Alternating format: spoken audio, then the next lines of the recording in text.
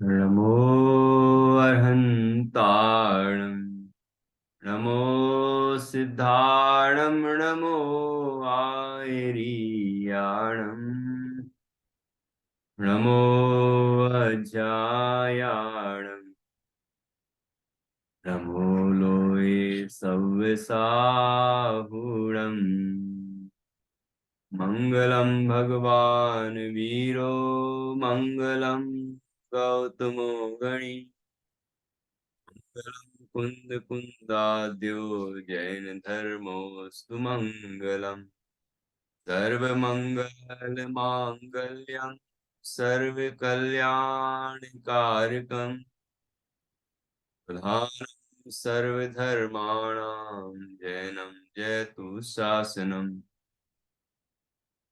जैनं जयतु शासनम् विश्वप्रकाशि महिमानममानमेकम्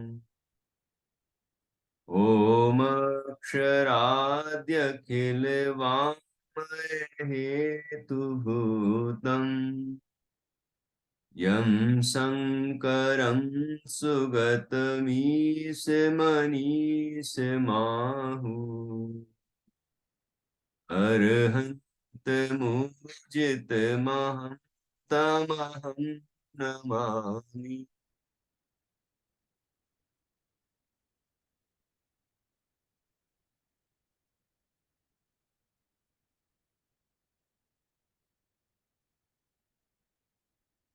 आचार्य श्री योगेंद्र देव द्वारा रचित यह अमृता सीति नामक ग्रंथ है। इसके 42 काव्यों पर हमारी चर्चा हो चुकी है। आज हम 43वां काव्य समझेंगे। यहाँ प्रकरण चल रहा है ध्यान का। 26वें काव्य से यह प्रकरण प्रारंभ हुआ। जो इस ग्रंथ का मूल विषय है वह आगे बढ़ता हुआ अत्यंत सूक्ष्म होता जा रहा है। यहाँ व्यवहार और निश्चय दोनों तरह से ध्यान का स्वरूप बताया है। मंत्रों के माध्यम से और परमात्मा के ध्यान के माध्यम से आत्मा का ध्यान बताया है।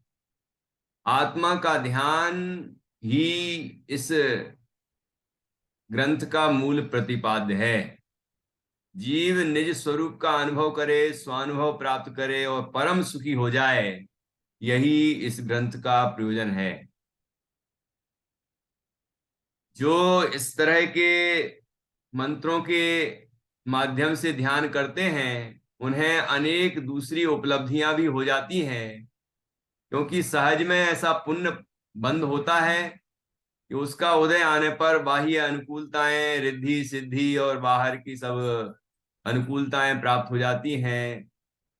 वाणी में सरस्वती का निवास हो जाता है और शरीर के रोग दूर हो जाते हैं, मानसिक रोग भी दूर हो जाते हैं। बाहर में पुण्य फलने से सब अनुकूलताएं हो जाती हैं।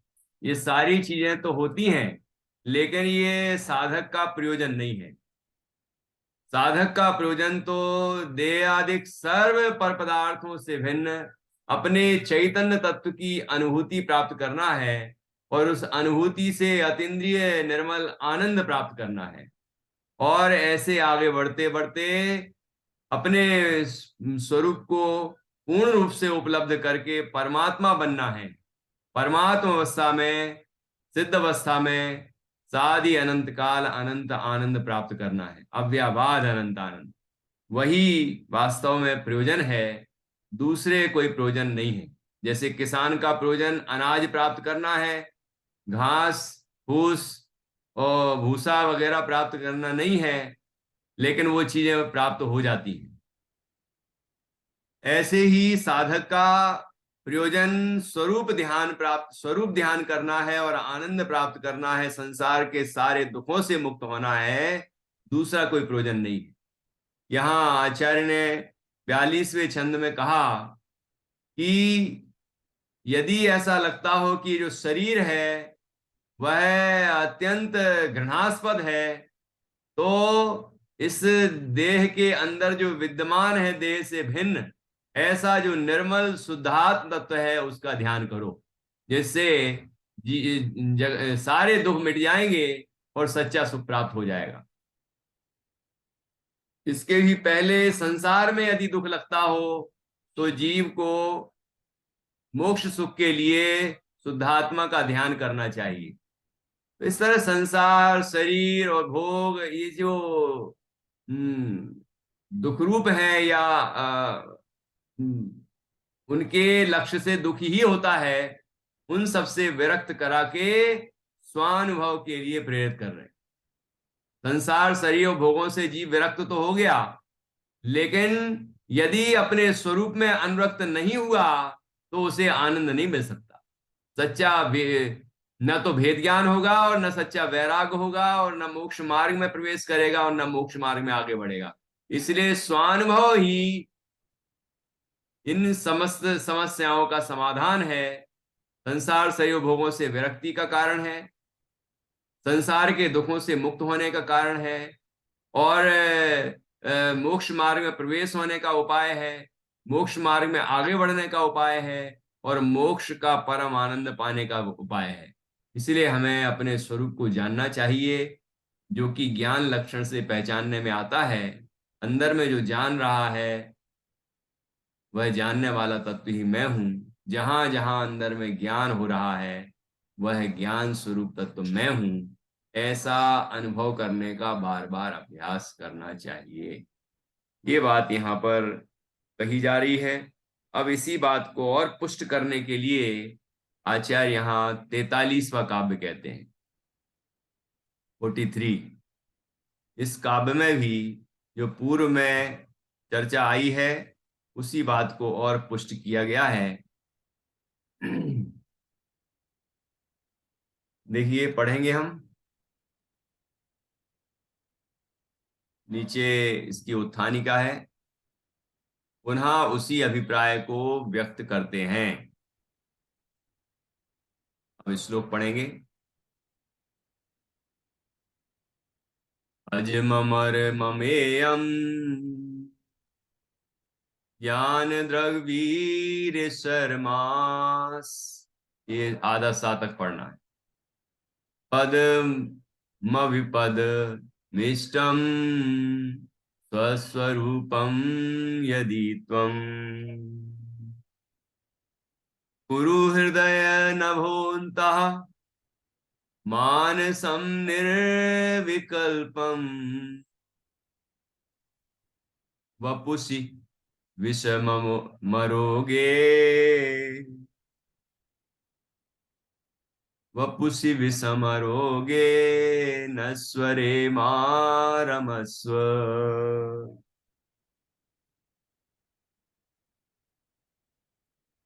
अजर, अजम, अमरम, अमेयम। अजम ज जन्म लेने के अर्थ में होता है वह पद प्रत्यय। अज जो जन्म ना ले वह अज, तो जो अजन्मा है, स्वभाव से ही जो अजन्मा है, ठीक है। और अजन्मा पद सिद्ध अवस्था। अमरम जो अमर है अर्थात मृत्यु से भी रहित है, जन्म से भी रहित, मृत्यु से भी रहित। अमेयम, अमेयम अर्थात जो क्षयोपम ज्ञान की सीमा में आबद्ध न होने से, अर्थात जो जिसको क्षयोपम ज्ञान से नहीं पकड़ा जा सकता, ऐसा अमेय है। ज्ञान द्रग वीर्य सरमास। ज्ञान द्रग अर्थात दर्शन, वीर्य और शर्म। शर्म शब्द का अर्थ क्या बताया था, है भोगे शर्म अनंता। भगवान सिद्ध अनंत शर्म को भोगते हैं। इस शर्म का अर्थ क्या है, शर्म का अर्थ है सुख, ठीक है। वो सर्व नहीं है यहाँ पर। ये सर्व नहीं आ रही क्या, वो वाला है ना। यहाँ सर्व का अर्थ सुख है, सुख। तो ज्ञान दर्शन सुख वीर्य, देखो सुख शब्द के लिए सर्व का प्रयोग किया है। तो इस तरह से ये चतुष्टय पदम, अविपदम, इष्टम, ये वह पद जो अजर है, जो अजन्मा है, जो अमर है, जो अमेय है, जो ज्ञान दर्शन वीर्य और सुख से संपन्न है, ऐसा जो पद है। अपदम, और जो अपद से रहित है, मतलब अभिपदम, अभिपदम अर्थात जो विपत्तियों से रहित है, संकटों से रहित है। इष्टम, जो इष्ट है हमारे लिए, मनोवांछित है, हम जो पाना चाहते हैं। स्वस्वरूपम, ऐसा वो क्या है, वो ऐसे ये सारे विशेषण ऐसे लग रहे हैं सिद्ध भगवान के विशेषण हो, सिद्ध पद के विशेषण हो, क्योंकि सिद्धों जैसा ही तो हमारा स्वरूप है। तो जैसे सिद्धों के विशेषण होंगे, वो हमारे भी तो विशेषण वही होंगे स्वभाव से। तो यहाँ स्वस्वरूपम, ऐसा जो अपना स्वरूप है, हम जन्मने वाले नहीं, है ना, हम मरने वाले नहीं, हम ये जो वचनों में आ जाए या क्षोभसम ज्ञान पकड़ में आ जाए, ऐसे नहीं। अर्थात हम अतीन्द्रिय ज्ञान से अनुभव में आने वाले तत्व हैं। वो भी हालांकि क्षोभसम ज्ञान है, क्योंकि अभी तो छदमस्तु को क्षोभसम ज्ञान ही होता है, लेकिन उसको परोक्ष ज्ञान कहा, स्वानुभव से प्रत्यक्ष ज्ञान कहा। ठीक है, लेकिन इंद्रिय ज्ञान नहीं है वो, इंद्रियातीत ज्ञान है। अतीन्द्रिय ज्ञान से जो ज्ञात होता है ऐसा आत्मा है। और ज्ञान दर्शन वीर्य और सुख से जो संपन्न है, ऐसा जो जिसका पद है अर्थात स्वभाव है। और जो समस्त संकटों से, मोह से, राग से, द्वेष से, कसायों से, हिंसा आदि विकारों से, सब वे काम क्रोध आदि के परिणामों से जो रहित है, रहित ही है जिसका स्वभाव, ऐसा है वह शुद्धात्म तत्व। जिन विकारों से हम मुक्त होना चाहते हैं वो मुक्ति ही है स्वभाव से। और जो इष्ट है वो हमारे लिए इष्ट है, मतलब प्राप्त करने योग्य है ना, मनोवांछित है। और ऐसा जो हमारा स्वरूप है, यदि त्वम कुरु हृदय नभोन्तः मानसम निर्विकल्पम वपुसी विषम अरोगे, विषम रोगे, विषम पूरा है, विषम रोगे नस्वरे मां रमस्व। क्या कह रहे हैं आचार्य, यदि तुम ऐसे स्वरूप को कुरु हृदय नभोन्तः, हृदय के अंदर यदि तुम चाहते हो, तो हृदयाकाश के मध्य, हृदय रूपी जो आकाश, हृदय क्षेत्र है ना, हृदय मन, मन क्षेत्र में, मन में हमारे अंदर विचार होते हैं। तो हमारा मन विचार करता है। तो कह रहे हैं आचार्य कि हृदय स्थान, हृदय रूपी नहीं, हृदय स्थान के आकाश के अंदर मन, मानसम निर्विकल्पम, मन को निर्विकल्प रूप से करो, मतलब उसमें एकाग्र करो, ध्यान लगाओ। मन में जो उपयोग काम करता है, उसमें उसमें उस उपयोग में किसका ध्यान करना है, ऐसे शुद्ध चैतन्य का ध्यान करना। यदि योग शास्त्रीय भाषा में बात की जाए तो मन में ध्यान लगाना है, मन से ही ध्यान लगाएंगे और मन में ही ध्यान लगाएंगे। जैसे यहाँ ललाट प्रदेश में लगवाया, जैसे कि नाभि प्रदेश है ना, तालु रंध, ब्रह्म रंध, ऐसे ही हृदय स्थान में भी ध्यान लगाया जाता है। तो हृदय स्थान में ध्यान लगाने के लिए भी कहा जाता है। और हृदय स्थान में भी कौन है, कि ज्ञान है वहां भी। तो ज्ञान है, पूरे में है, लेकिन वहां भी है। तो उस जगह पे हम ध्यान लगाएंगे तो क्या होगा, कि वो जो ज्ञान स्वरूप तत्व है पूरा, जिसकी विशेषताएं ऊपर बताई, वह हमें अनुभव में आएगा। ठीक है। तो कुरु, यदि त्वम कुरु हृदय नभो अंतः, नभः अंतः, नभ मतलब आकाश, हृदय रूपी आकाश के अंदर मानसम, मन को, निर्विकल्पम कुरु, निर्विकल्प करो। अर्थात मन का काम है अनेक विकल्प करे, लेकिन वहां मन जब एकाग्र हो जाएगा तो अनेक विकल्प होना बंद हो जाएंगे। वपुसी विषम रोगे नस्वरे मां रमस्व। आचार्य कह रहे हैं जो विषम है और रोगों से बना हुआ है, जो नश्वर है, ऐसे वपुसी अर्थात शरीर में मां रमस्व, मत रमो। पिछले छंद में भी ये बात कही थी ना कि जिस शरीर में रक्त है, पीव है ना, ऐसी हड्डियां हैं और भी अनेक कुधातुएं भरी पड़ी हैं, है ना, बीमारियों का घर है, ऐसे शरीर से विरक्त हो जाओ। यदि उससे घृणा होती हो तो उससे भिन्न अपने आत्मा का ध्यान करो। तो यहां भी उसी बात को दृढ़ किया है कि इस शरीर में जो कि कैसा है कि विषम है, रोगों से बना हुआ है और नश्वर है, ऐसे शरीर में मत रमो। वपु का अर्थ होता है शरीर, और वपुसी शरीर में, ऐसे शरीर में मत रमो।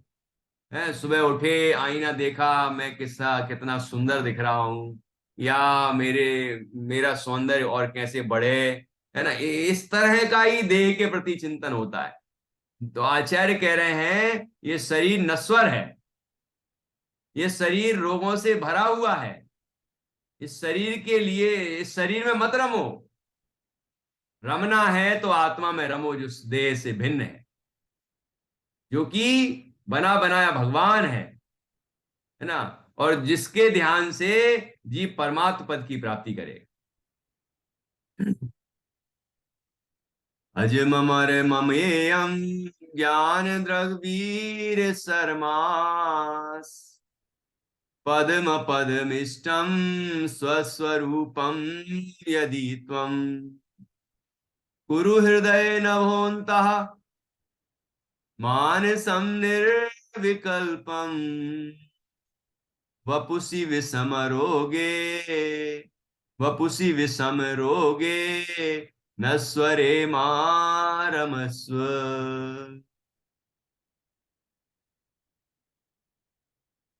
पुनः उसी अभिप्राय को व्यक्त करते हैं खंडान्वय। जो अजन्मा अर्थात अनादि है, अमर अर्थात अनंत है, क्षयोपम ज्ञान की सीमा में आबद्ध न होने से, जो अमेय है, मतलब क्षयोपम ज्ञान में आत्मा पूरा नहीं आ सकता। आत्मा का मूल स्वरूप तो आ जाता है, ज्ञान स्वरूप, है ना, ज्ञान दर्शन सुखवीर, कुछ गुण अनुभव में आ जाते हैं, वो भी पूरे नहीं, क्योंकि वो तो अनंत है ना, अनंत ज्ञान है। अनंत ज्ञान क्षयोपम में आ जाए तो फिर छाया ज्ञान का क्या करेगा, है ना, छाया ज्ञान में वो अनंतता प्रकट होती है। तो ये आत्मा शिवसम ज्ञान में पूरा नहीं आ सकता, केवल ज्ञान होने पर पूरा अनुभव में आता है, आत्मा ज्ञात होता है, प्रदेश प्रत्यक्ष होते हैं, अनंत गुण, अनंत धर्म, अनंत शक्तियां, सब कुछ जब क्षय ज्ञान प्रकट होता है, केवल ज्ञान होता है, तो वो पूरा ज्ञात होता है। लेकिन उसका जो मूल स्वरूप है वो हमें क्षयोपम ज्ञान में भी ख्याल आ जाता है, और हम अपने जो ज्ञान दर्शन क्षयोपम ज्ञान है हमारा, उसका हम अपने स्वरूप के अनुभव में प्रयोग करते हैं, तो स्वरूप की अनुभूति हो जाती है। लेकिन वह, जैसे कि हमने अभी, जैसे हम ये सामने देख रहे हैं तो दीवार दिख रही है हमें, लेकिन दीवार पूरी दिख रही है क्या? ये ऊपर का प्लास्टर बल्कि कलर ही दिख रहा है, लेकिन हम कहते दीवार दिख रही, उसके अंदर जो है, जो की चीजें हैं वो क्या हमें दिखती हैं? प्लास्टर के अंदर जो ईंटें हैं और जो जिस तरह से जुड़ी हुई हैं, वो दिख रही हैं क्या? जान लिया हमने, क्योंकि हमारे सामने बना था, है ना, बनाने की विधि मालूम है, लेकिन वो हमें ज्ञात थोड़ी हो रही है। उस ईंट के अंदर अनंत परमाणु हैं, वो दिख रहे क्या? ख्याल में आएगी नहीं? ऐसे क्षयोपम ज्ञान की अपनी मर्यादा है। तो ये बात यहां कही, क्षयोपम ज्ञान की सीमा में आबद्ध ना होने से, मतलब बंधने नहीं बंध पाने से, क्षयोपम ज्ञान में नहीं आ जाने से, जो अगम है, अगोचर कहा जाता है ना, ऐसा क्षयोपम ज्ञान की सीमा में आबद्ध ना होने से, जो अमेय है, जो ज्ञान दर्शन बल और सुख का स्थान है, विपदा रहित है, इष्ट है, ऐसे अपने स्वरूप को यदि तुम चाहते हो तो, ऐसे अपने स्वरूप को यदि तुम चाहते हो तो, पसंद करते हो तो, इसका मतलब जो पसंद नहीं करते, अपने को ही नहीं जानना चाहते, आत्मा की चर्चा उन्हें ऐसी लगती है, पता नहीं आत्मा की चर्चा करते रहते हैं, आत्मा फात्मा ऐसा कहने लग जाते हैं, है ना। तो बताओ, आत्मा का जो अनादर करते हैं उनको आत्मा की उपलब्धि कैसे होगी, और जो साधक कहे जाते हैं वो यदि आत्मा का अपमान करें तो वो किसके साधक हैं? ये विचारणीय विषय है। तो यहां कहते हैं आचार्य, यदि तुम चाहते हो अपने स्वरूप को जिसकी महिमा ऊपर बताई, तो क्या करो, हृदय आकाश के मध्य मन या उपयोग को निर्विकल्प अर्थात विकल्प रहित करो, अपने उपयोग को अपने चैतन्य में रमा दो, और अनेक विकल्प होना बंद हो जाएंगे, एक स्वरूप की अनुभूति होगी। तथा अत्यंत भयंकर रोगों वाले इस नश्वर शरीर में रमण मत करो, शरीर में मत रमो, आत्मा में रमो, तो हम परमात्मा बनेंगे। ऐसी सुंदर चर्चा की है आप। हिंदी अनुवाद। निश्चय नैसे जो उत्पत्ति रहित है, इसका तात्पर्य हुआ कि व्यवहार नय से जो कहा जाता है कि शरीर, ये हमारा जन्म हुआ, हमारा मरण हुआ, हमारे ये इत्यादि जो बातें कही जाती हैं, तो वो व्यवहार नय से तो ठीक है, लेकिन निश्चय नय से जो आत्मा का शुद्ध स्वरूप है वह ही कहा जाता है, वह ही जाना जाता है। तो उसी दृष्टि से यहां बात कर रहे हैं, और उसी को जानने और अनुभव करने से जीव सुखी हो सकता है। ठीक है ना। तो आचार्य कहते हैं आगे, निश्चय ऐसे जो उत्पत्ति रहित है, जो उत्पन्न नहीं होता, विनाश रहित है जिसका विनाश नहीं होता, इंद्रिय ज्ञान से ग्राह्य नहीं है। ये पांच इंद्रियों से हम आत्मा को नहीं जान सकते, पांच इंद्रियों का विषय तो पुद्गल है। ठीक है, इंद्रिय ग्राह्य नहीं है। मन मन के द्वारा आत्मा को जाना जाता है, लेकिन और आगे बढ़े यदि निश्चय की बात कर रहे हैं यहां पर, तो जब आत्मा की अनुभूति प्रकट होती है तो मन का अवलंबन भी छूट जाता है। रहस्यपूर्ण चिट्ठी में इसको अच्छी गहराई से पढ़ना चाहिए, समझना चाहिए। तो इंद्रिय ज्ञान से ग्राह्य नहीं है, और कैसा है, अनंत ज्ञान, अनंत दर्शन, अनंत वीर्य और अनंत सुख का स्थान है, विपत्तियों से रहित है, कोई संकट नहीं आते आत्मा में, संकट बाहर ही बाहर रहते हैं। आत्मा ऐसा वज्र का किला है, स्वचतुष्टयवान है, स्वद्रव्य स्वक्षेत्र स्वकाल और स्वभाव की वज्र की दीवार में अंदर रहता है। ये अलंकारिक वर्णन है, बाबू युगल जी साहब ऐसे ही बोलते थे, है ना। तो ऐसा जो शुद्ध चैतन्य तत्व है उसमें रमना है। ठीक है, विपत्तियों से रहे तो वहां विपत्तियां कहां से प्रवेश करेंगी, वो तो पर्याय में ऊपर ऊपर ही तैरती, नष्ट हो जाती हैं। तथा गणधरों व योगींद्रों को भी इष्ट है, ऐसा जो, अर्थात गणधर भी जिस आत्मा का ध्यान करते हैं, योगी जन भी जिसका आत्मा का ध्यान करते हैं, है ना, आत्मा में रमते हैं, ऐसा वह इष्ट है। ऐसा जो निज परमात्म स्वरूप है, निज परमात्मा का स्वरूप, है ना, अपना स्वरूप है, उसको इस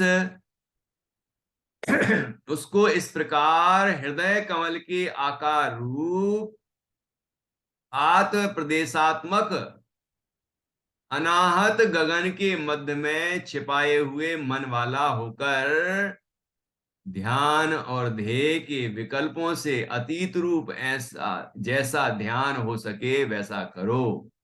ये योग शास्त्रीय विवेचन हुआ कि हृदय हृदय कमल के आकार रूप, हृदय कमल के आकार रूप जो द्रव्यमान है उसका आकार हृदय कमल, कमल के अष्टदल दल कमल के आकार होता है, तो वो उसको भी कमल कहा जाता है, और हृदय को ही कमल कहा है कि हृदय में ध्यान लगाओ, मन स्थान में ध्यान लगाओ। तो इस प्रकार हृदय कमल के आकार रूप, अब जितना वो हृदय कमल है, वहां आत्मा के प्रदेश भी फैले हुए हैं। जैसे कि ये ललाट प्रदेश है, यहाँ शरीर, तो यहाँ आत्मा के प्रदेश भी हैं, है ना। जैसे कि तालु रंध्र है, ब्रह्म रंध्र है, तो वो जो जगह है, प्रदेश हैं शरीर के, वहीं पर आत्मा के प्रदेश भी हैं। एक क्षेत्रावगाह है ना शरीर के साथ आत्मा का संबंध। तो ऐसे यहाँ पर कह रहे हैं आचार्य कि उसको इस प्रकार हृदय कमल की आकार रूप, आत प्रदेशात्मक, आत प्रदेश है मय, आत्म प्रदेश मय मतलब वहां पर ज्ञान तत्व को अनुभव करना है। ठीक है। आत्म प्रदेशात्मक अनाहत गगन के मध्य में, अनाहत शब्द आ गया देखो, जहां स्वरूप ध्यान की बात आएगी वहां अनाहत है वो, क्योंकि उसमें उच्चारण की जरूरत नहीं है। ठीक है ना, वो तो अनुभव का विषय है। अनाहत गगन के मध्य में, अनाहत आकाश, गगन अर्थात आकाश के मध्य में छिपाए हुए, कम मन वाला होकर, कि छिपाए हुए मन वाला होकर, अर्थात मन तो है वहां, लेकिन वो उसके जो उसका जो काम है अनेक विकल्प करे, वह अनेक विकल्प होना बंद हो गए। इसी को कह रहे हैं आचार्य कि छिपाए हुए मन वाला होकर ध्यान और ध्येय में विकल्पों से अतीत रूप जैसा ध्यान हो सके वैसा करो। कि ध्यान और ध्येय में दो पना नहीं रहे, कि मैं ध्यान करने वाला और अपना ध्यान करने वाला, ये भी नहीं, है ना। ध्यान, जहां ध्यान ध्याता ध्येय को न उद्योत अनुभव में विके, है ना, ये विकल्प समाप्त हो जाते हैं। जो ध्यान पर्याय है वो ध्येय में मग्न हो जाती है और एकाकार होके आप अनुभव करती है कि मैं ही ये हूं, मैं ही ये बना बनाया भगवान हूं, है ना। ऐसा नहीं कि ये भगवान मैं हूं, ऐसा नहीं। उसमें रम के अपने आप को ही भगवान मानती है, क्योंकि वो अपने को पर्याय मानती नहीं, वो अपने को द्रव्य ही मानती, अर्थात द्रव्य में रम के अपने को द्रव्य ही अनुभव करती। ठीक है। तो ध्यान और ध्येय के विकल्पों से अतीत रूप जैसा ध्यान हो सके वैसा करो, तथा 5,68,99,584 भयंकर रोगों से युक्त इस विनश्वर शरीर में रमण मत करो। लो संख्या, रोगों की संख्या कितनी है। आचार्य योगिंदु देव ने, आचार्य कुंद कुंद स्वामी ने तो कहा था कि एक एक अंगुल प्रमाण स्थान में 96 96 रोग है। आचार्य ने यहाँ पर उसकी पूरी संख्या बता दी। आचार्य बालचंद अध्यात्मी, जिन्होंने ये टीका की है इसकी, है ना। ये देखो यहाँ पर, यहाँ दिख रहा है कर्सर, यहाँ पंच कोटि अष्ट षष्टि नव लक्ष नव नवति सहस्र चतुरशीत्य उत्तर पंचशत विषम रोगो पेत मुंह, ये कन्नड़ भाषा है, देवनागरी लिपि में लिखी हुई है ना। उसी का हिंदी अनुवाद किया है ये। तो यहाँ पर लिखा कि कितने रोग हैं इस शरीर में, है। एक आध रोग बढ़ जाए तो हमें लगता है अरे बीमार हो गए हम तो। अरे इतने रोग तो बने ही, इतने रोग तो भरे ही पड़े हैं, इन रोगों से बना हुआ है शरीर। तो शरीर कभी रमने लायक है ही नहीं, भेद विज्ञान करने लायक ही है। जैसा भी शरीर मिले वो भेद ज्ञान करने योग्य है। ठीक है। देखो, 5,68,99,584 भयंकर रोगों से, भयंकर रोगों से, ये आई थी ना अभी कोरोना महामारी, इससे भी भयंकर, कि हाँ ये भी उसमें से एक है ना। ऐसे भयंकर भयंकर रोग भरे पड़े हैं शरीर में। रोगों से युक्त इस विनश्वर शरीर में, ये तो नष्ट होने वाला शरीर है ना। विनश्वर शरीर में रमण मत करो, इस शरीर में मत रमो, आत्मा में रमो। ठीक है। भावार्थ, शरीर के प्रति ममत्व सैकड़ों नए शरीरों को प्राप्त कराएगा। देखो, जिसमें हमारी प्रीति होती है ना, वही चीज हमें प्राप्त होती रहती है। तो हम यदि शरीर में प्रीति करेंगे तो शरीर ही मिलेगा, और अशरीरी में प्रीति करेंगे तो अशरीरी हो जाएंगे। मतलब आत्मा में लीन होंगे तो हम परमात्मा बन जाएं। ठीक है ना। यहां कह रहे हैं आचार्य, शरीर के प्रति ममत्व सैकड़ों नए शरीरों को प्राप्त कराएगा, अर्थात अनंत जन्म मरण का कारण होगा। तथा जो इस शरीर के प्रति राग छोड़ देगा वह अनाहत शरीर हो जाएगा। अनाहत शरीर, ये शरीर तो आहत हो जाता है, रुक जाता है ना, लेकिन आत्मा जो है वो ज्ञान शरीर ही है, इसीलिए उसको कहा अनाहत शरीर, जो किसी से रुकता नहीं, टकराता नहीं, है ना। ऐसा अनाहत शरीर अर्थात शुद्ध चैतन्य तत्व, अशरीरी तत्व, वह अनाहत शरीर हो जाएगा, अर्थात सिद्ध बन जाएगा, यह अभिप्राय है। विशेष, प्रस्तुत पद में आचार्य योगिंदु देव ने ध्येय रूप आत्म तत्व के स्वरूप पर प्रकाश डालते हुए साधक को प्रेरित किया है कि वह अपने नश्वर शरीर व तद विषयक भोगों के प्रति ममता व रमणता का त्याग कर निर्विकल्प समाधि को प्राप्त करने का प्रयत्न करे। ठीक है। आचार्य योगिंदु देव ने साधक के लिए यहां एक मूल सूत्र उपस्थापित किया है। क्या है वो सूत्र? यह मूल सूत्र साधना के रहस्य को अपने में समाहित किए हुए है।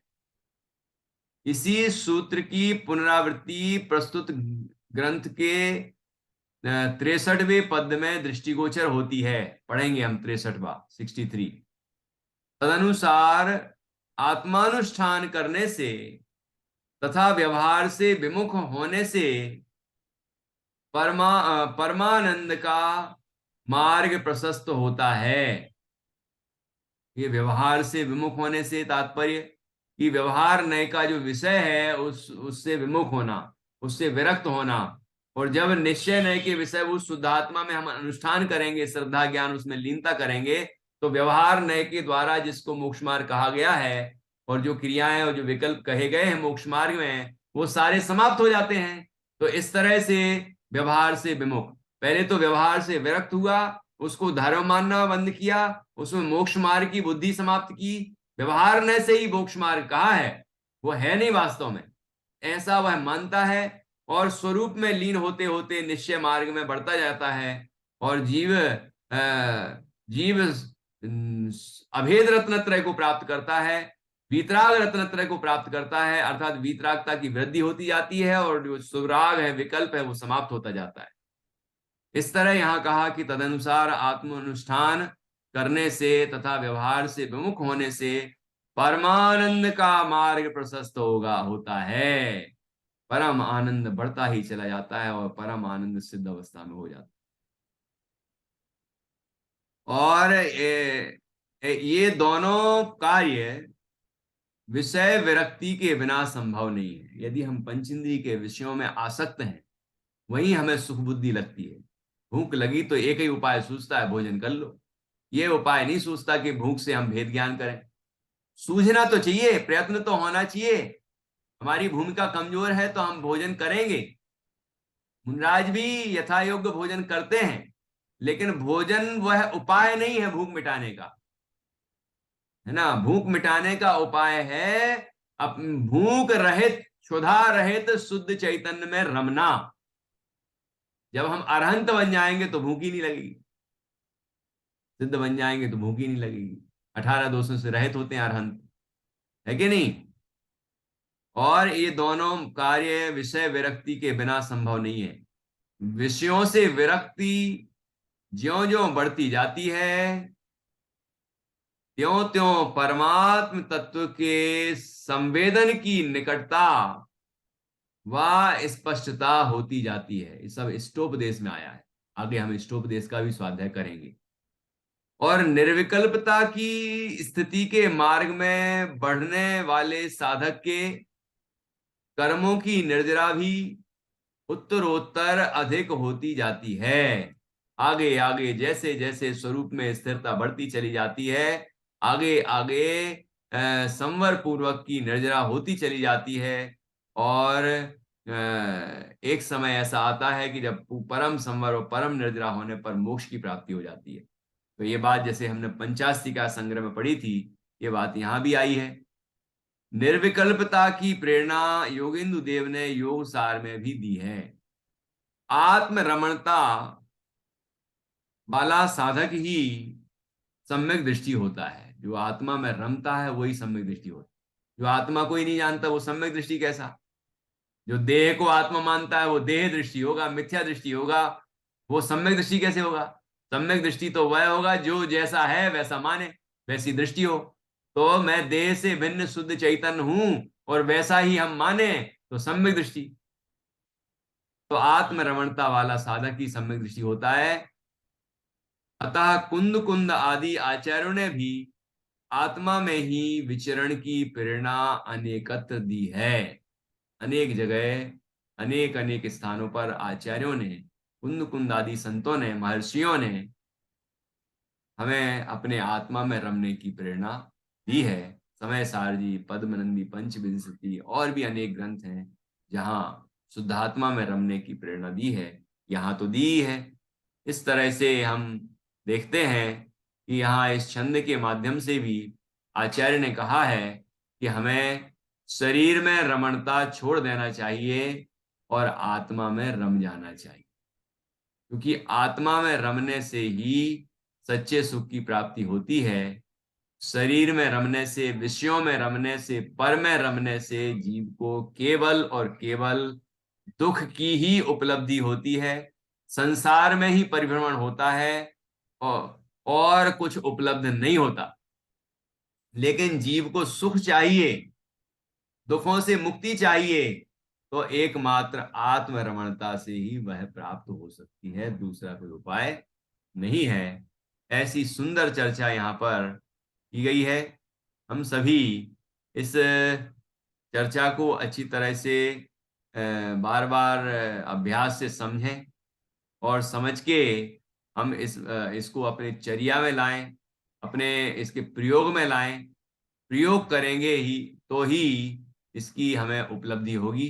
दूसरा कोई उपाय नहीं है। अभ्यास से ही कोई भी कार्य की सिद्धि होती है। तो यहाँ भी शुद्धात्मा के अनुभव का हमें अभ्यास करना होगा। इस तरह से हमने ये चर्चा की, 43वां छंद पूर्ण किया। अब यहाँ कल 44वें छंद पर चर्चा करेंगे। यहाँ पुनः अन्य अनाहत अनाहत देव, अनाहत का निरूपण करने के लिए प्रस्तुत पद है। ये और भी अनाहत की चर्चा आगे आने वाली है। ये जो विषय चल रहा है उसको और पुष्ट किया जाएगा। बहुत सुंदर चर्चा है जिसको हम कल समझेंगे।